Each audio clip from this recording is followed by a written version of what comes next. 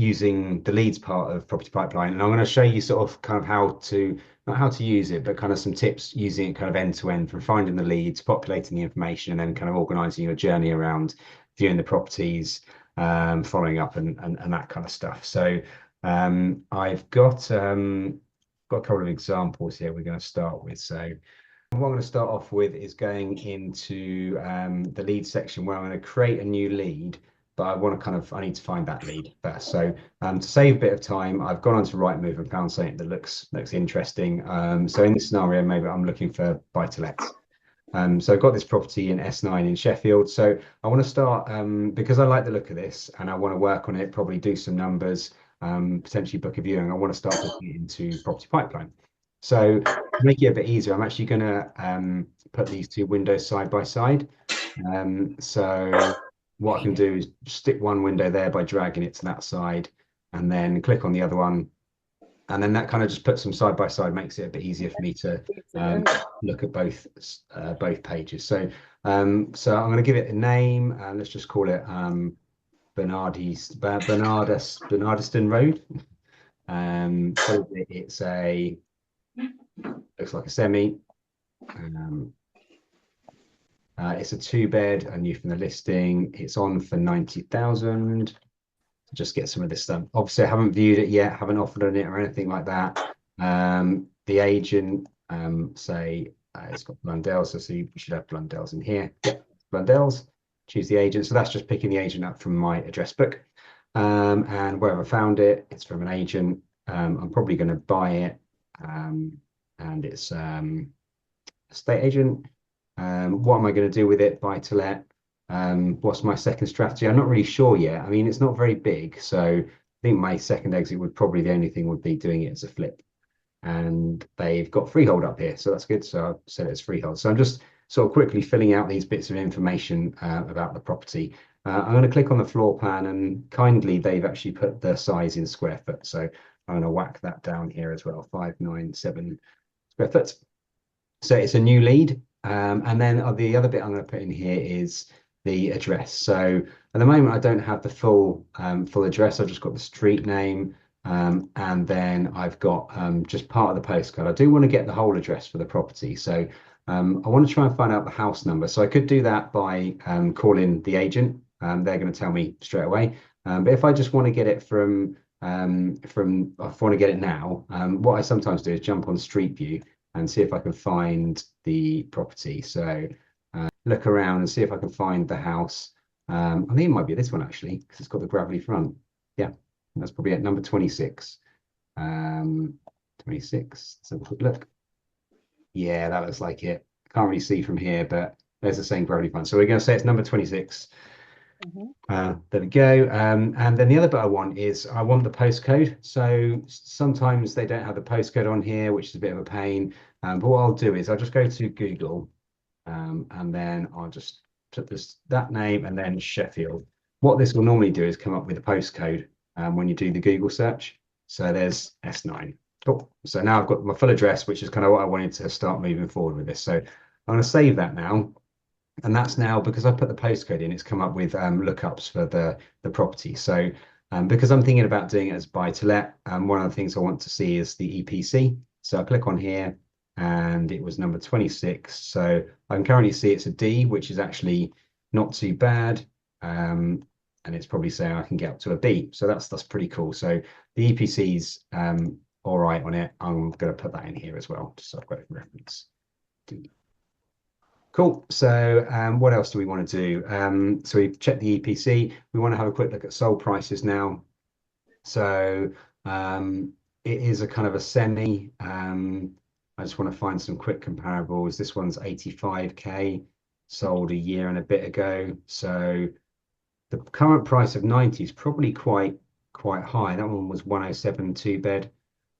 So maybe just for quick sake, I'm going to say this is a comparable, not that well done up. So I might say, I reckon maybe I can get 110k for this.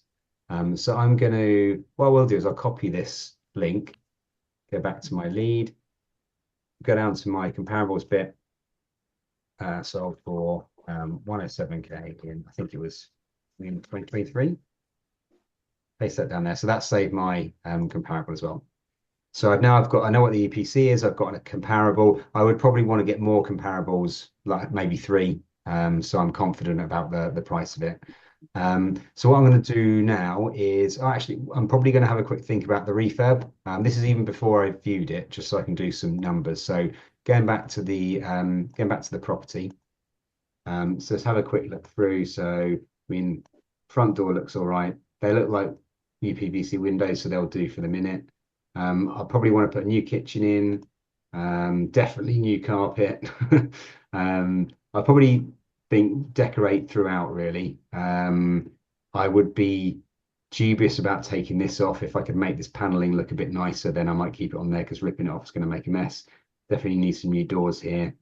Getting rid of some of that wallpaper, so I might need a bit of plastering. Can't really tell very well from there, but the roof doesn't look too shabby. So I think maybe like definitely need a new bathroom. We might be looking at, say, I don't know, 25k as a really rough estimate for a full refurb. We're gonna paint it, new carpets, new kitchen, new bathroom. Not sure about the boiler. Can't see it from here at the moment. So just for rough numbers, I'm going to put in 25k for the refurb at the moment. So I go to strategies, and then what we'll do is we'll do a buy-to-let strategy for this one. And we're going to say it's on for 90.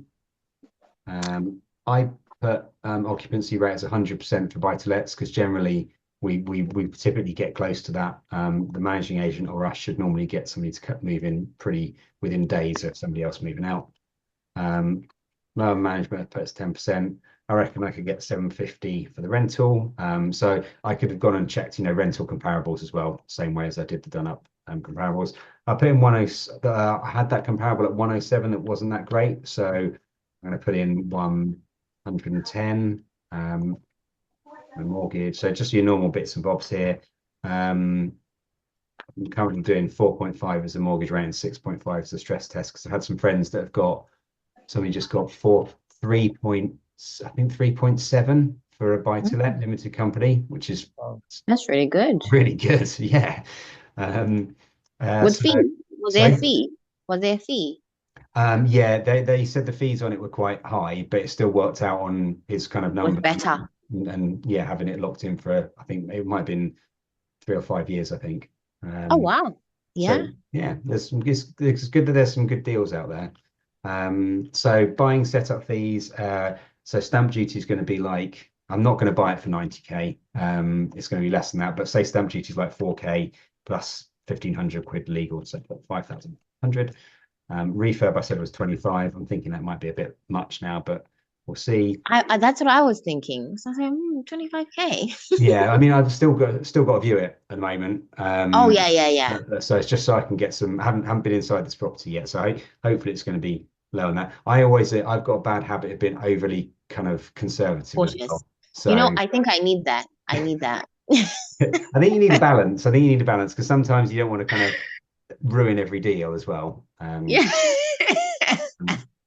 So I want Yeah. to say I'm leaving maximum 20k on this. So I've kind of filled out my rough numbers on there. I'm hit save and see what we've got. So, okay, if I offer 70, I've got nice cash flow. I've got an okay ROI. So I guess what my starting point is, I can go into this property, do the viewing. If I think the refurb is going to come in under 25k, I could quite confidently start offering at 70, knowing that this is going to be a good deal. So sometimes just doing that really rough estimate on the refurb is quite handy because then you can go in if you feel like it's about where it was or better, then you've got like your offer ready to go kind of thing. Yeah, so this looks good. This looks good as a property, and 20k off an asking price of 90 isn't too bad, I think. So Mm. so I'm going to go back to it now. So the next things I want to do is I'll want to probably book a viewing. So I'm just going to make this page big again so we can see everything. So I'm going to go and I'll probably schedule a call. So book a viewing and I'll schedule that for well, let's just schedule that for tomorrow now because they're not going to be open today.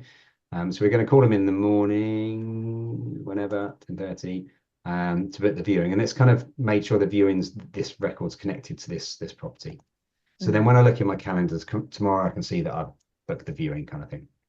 So say that's done now, it comes tomorrow. They've arranged the viewing for me. So I go and now create a meeting, and we just call this viewing. I might put the name of it in there, but I'm just going to put viewing. And then that's going to be on, say, Thursday, at, say, I don't know, 10 a.m., 15 minutes. Cool. So I've got my viewing in my calendar now. And then, so fast forward to the 27th, I've gone and viewed the property. I'm going to come in and come home and do my numbers. What I might do to make sure I don't forget is put another call in here to say, just to make sure I'm on my toes and I'm not forgetting to put my offer in if my day gets busy. So it might be like later in the day. So now I've kind of got these tasks going on. And then as I kind of go through with this, then I'm going to say, well, I did the viewing. So that was held. Obviously I put the viewing as well. That was held. And when I put the offer in, so I set that as held as well, keeping track of what I'm up to. And once I put the offer in, so actually I forgot to say, when I viewed it, which was Wednesday, I think, I would have updated it and said it's viewed. And so the status of it goes from new to viewed. And that's really handy because back on your list of leads, you kind of want everything out of the new status as quickly as possible. Because if it's just new, you haven't got it anywhere. You haven't viewed it or offered on it and stuff like that. So as soon as you've booked the viewing, then it will change the status to viewing booked. And then as soon as you viewed it, make sure you change that to kind of keep stuff moving forward down the pipeline kind of thing. So, and then I was going to offer on it. So my 27th as well. And my offer was 70,000. So I'll save that. So now we've got the status of offered on this property. So what I might do now, actually, what I can do is when when I click to offer, I can tick this box to say create a follow-up task, and that'll create a task in 28 days saying follow up with this property. But actually, I probably want to follow up a bit sooner on my offer because maybe I think I want to know whether other people are offering. So let's just follow up on offer. Put that in for, it's going for next week on Tuesday at 10 a.m. So that will just make sure I keep on top of this and follow up on the offer. So that's my kind of process of finding the lead, adding the numbers in, doing really quick kind of a rough idea of a refurb. As I said, doing the strategy, doing the numbers on it, and then going through and making sure I keep track of the offers and the viewings and that kind of stuff, so I can be looking at my kind of KPIs as well. And then say I do succeed with this property and I get my offer accepted, then that's when I hit the convert button up here, and that's when I convert it to a property, and then I move forward into like the legal stage, and it now pops over into the property section for me to carry on with working on that deal. So yeah, that was super quick. Actually, no, one more thing, a little tip. If you're getting ready to go to the viewing, if you open up Property Pipeline on your phone, go to leads, come down here, and if you tap on the navigate to address, what it'll do is it'll open up Google Maps on your phone, and then you can just hit the go button or the directions button, and it will give you directions straight to the address. So you can save a bit of time when you jump in the car and you're like, oh no, I've literally got, it's 15 minutes to get there and I've got 15 minutes. Just tap on that and it will load up Google Maps and give you your directions and stuff. That's great. Yeah, so that was kind of what I wanted to really cover off today on a kind of a quick run through, starting with leads, filling them out, and then getting on top of kind of logging the viewings, logging the offers, and all that kind of stuff.